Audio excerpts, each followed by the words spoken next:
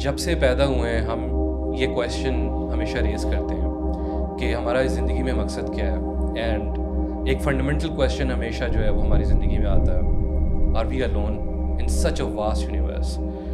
हमें पता है आजकल की रिसर्च के हिसाब से कि the universe is ever expanding.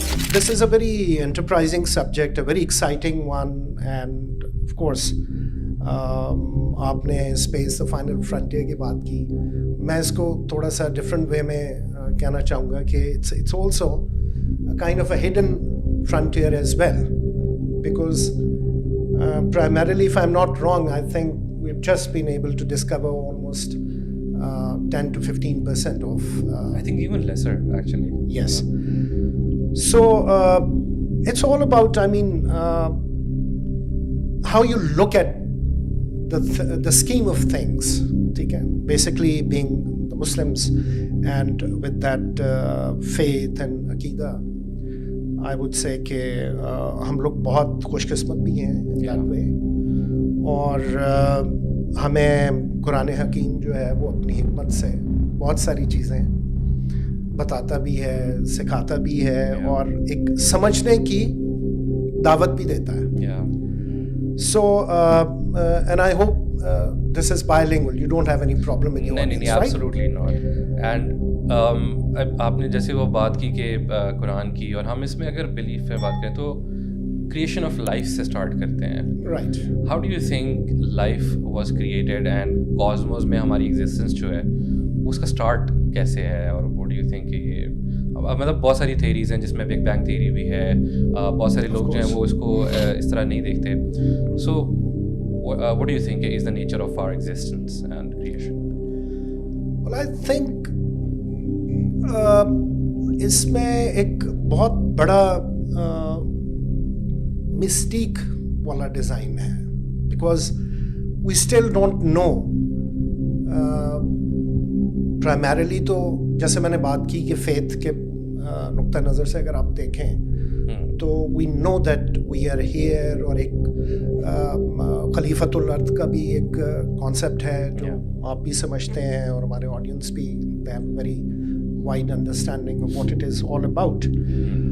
लेकिन इसके साथ साथ कुछ चीज़ें ऐसी भी हैं जो शायद अनर्थ हो रही हैं, और उसमें मैं ये बात स्पेसिफिकली ज़रूर मेंशन करना चाहूँगा कि कुरानिक हिकमत की या स्क्रिप्चर की बहुत सारी बातें जो इल्हामी कुतुब है ना, तो कुरान हकीम भी आखिरी किताब के तौर पे हमारे सामने मौजूद है, और हमारे लिए हिदायत और उसका दीन की तफहीम का एक बड़ा मौसर ज़रिया है।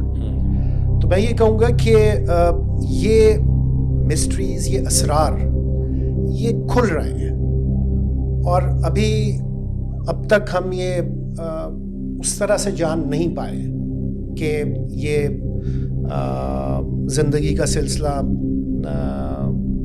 ऑफ कोर्स साइंटिफिक नॉलेज है हमारे पास कि कैसे पहले जीन डेवलप होती है, और फिर उसी तरीके से अमाइनो एसिड्स और उनकी मौजूदगी, जारी बात है कि साइंटिफिकली ये डेवलपमेंट्स तो हमें बता रही हैं, और प्री हिस्टोरिक चीज़ें जितनी भी थी वो हमारे सामने रिसर्च की शक्ल में मौजूद हैं, और साइंटिस्ट्स ने, फिलोसफर्स ने, और इवन फेथ ने, मज़ाहिब ने, आलमी मज़ाहिब ने हमें बहुत कुछ बताया है। जिस तरह से ऑफ द रिकॉर्ड भी तुम डिस्कशन हो रही थी about the Sumerian texts and you know Babylonian and even the Egyptian texts, which are basically not texts but they are hieroglyphics and other patterns। ठीक है, और इसमें बड़ी इंटरेस्टिंग बात मैं ये भी कहूँगा कि at all times we should not forget what the Indus civilization was all about. It has got a mystery of its own. Acha, coming back to your question, so I think basically as an argument or as a point of view, I would say that cosmos has got a wonderful sense of mystique around it. उसमें पुरस्कार है वो बहुत, और इसके अंदर बहुत सारे असरार और दरवाजे खुलते चले जा रहे हैं।